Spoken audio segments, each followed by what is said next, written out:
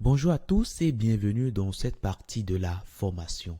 Dans cette partie, nous allons procéder à l'installation de Node.js. Donc, nous allons partir sur notre navigateur et nous allons chercher tout simplement Node.js, tout simplement. Et là, nous avons Node.js ici, nodejs.org. Donc, on ira directement là-dessus. Et là, voilà la version LTS. Donc, c'est cette version-là que nous allons prendre. Et vous avez ici recommended for most users. Donc, c'est la version qui est recommandée voilà, pour tous les utilisateurs. Par contre, cette version qu'on a ici, alors, chez vous, bien sûr, vous pouvez avoir des versions qui seront différentes de ce que moi j'ai à l'écran ici, mais il n'y a pas de souci. La version qui serait current, ben, c'est la version qui est en cours de développement, ok, qui est en cours de perfectionnement. Donc, il y aura des fonctionnalités qui ne vont pas bien fonctionner si vous prenez le current. Donc, je vous recommande alors de prendre cette version LTS, ok.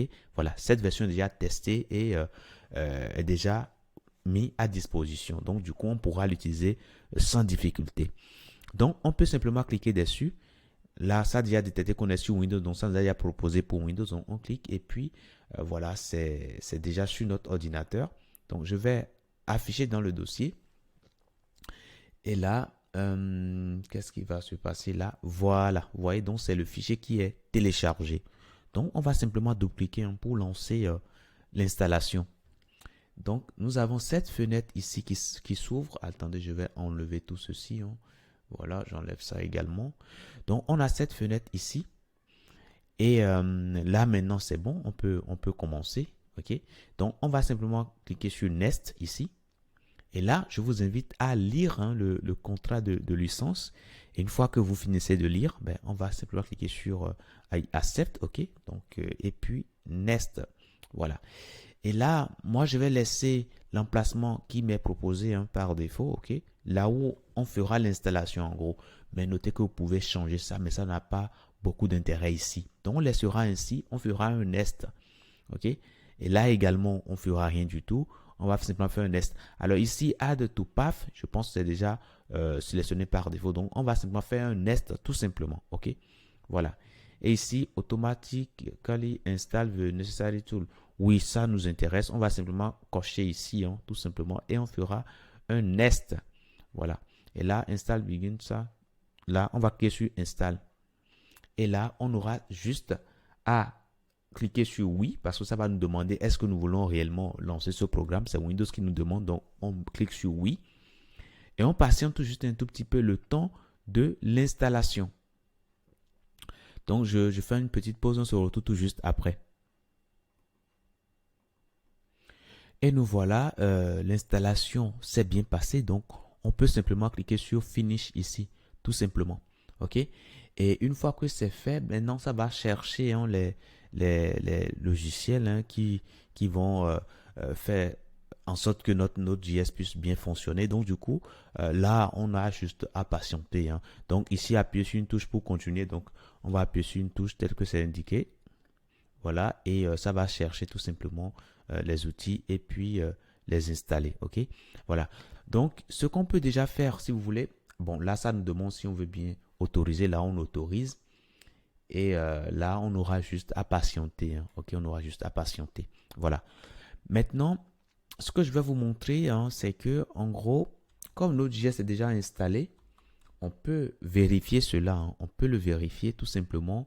Alors, ce que je vais faire ici, alors si vous avez déjà installé l'outil Git, ben, vous aurez un terminal, ok?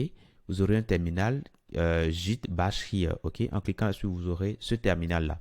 Ben, je vais cliquer là-dessus tout simplement. Et là, nous avons le terminal qui s'ouvre ici. Alors, je vais l'agrandir un tout petit peu. Maintenant, pour vérifier est-ce que nous avons bien Node.js installé sur notre machine, on peut mettre Node-V, ok? Node-V. Et là, nous voyons ici V et puis nous voyons la version de Node.js qui est installée sur notre machine. Et c'est bien conforme à la version de Node.js que nous avons téléchargée tout à l'heure. Vous voyez, 16.13.1, c'est bien conforme. Vous également, ce que vous aurez sera conforme à la version que vous aurez installée. Alors, dès que vous avez ceci, ça veut dire que c'est bon, que Node.js est bien installé et que vous pourrez l'utiliser. Si vous ne voyez pas ça, alors il faut alors reprendre la procédure d'installation. Généralement, on n'a pas d'erreur, hein, donc voilà. Donc, pour l'instant, c'est bon. Maintenant, si vous n'avez pas ce terminal-là et que vous voulez vérifier, l'installation, ben, vous pouvez tout simplement, si vous avez déjà l'éditeur de code, vous pouvez simplement l'utiliser. OK? Donc, ce que moi, je vais faire ici, je vais créer un nouveau dossier ici, tout simplement, qui va s'appeler, allez, test, par exemple, tout simplement. Allez, test. Et puis, à l'intérieur de ce dossier-là, bah, je fais un clic droit et puis bah, je vais simplement ouvrir ça avec mon éditeur de code. OK? Voilà, donc j'ouvre tout ça. Et une fois que c'est fait, allez, je vais agrandir un tout petit peu. Je peux maintenant ouvrir le terminal associé à mon éditeur de code. Donc, je peux venir sur le menu. Alors, moi, j'ai mis le menu ici, mais notez que vous pouvez le mettre en haut. Hein, OK?